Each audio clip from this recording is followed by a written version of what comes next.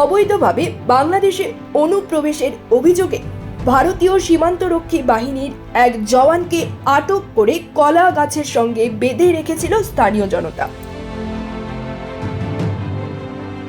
বুধবার সকাল 7টায় চাঁপাইনবাবগঞ্জের নারায়ণপুর ইউনিয়নের সাতরসিয়া গ্রামে এ ঘটনা ঘটে। বাংলাদেশ সীমান্তরক্ষী বাহিনী বিজিবি এর 53 ব্যাটালিয়নের অধিনায়ক লেফটেন্যান্ট কর্নেল ফাহাদ মাহমুদ রিঙ্কু ঘটনাটি নিশ্চিত করেছেন। স্থানীয়রা জানান 53 ব্যাটালিয়নের আওতাধীন জহুরপুর বিওপির অর্থাৎ নারায়ণপুর ইউনিয়নের সাতরসিয়া গ্রামে এক বিএসএফ সদস্যকে এলাকাবাসী আটক করে।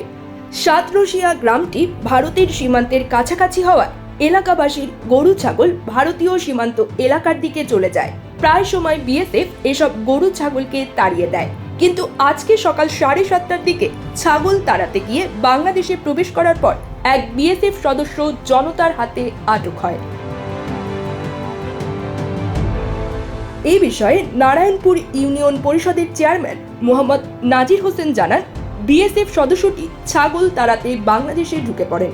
গ্রামবাসী তাকে আটক করে বাঁধার পর বিজিবিকে খবর দিলে তারা এসে তাকে মুক্ত করে নিজেদের ক্যাম্পে নিয়ে যায়।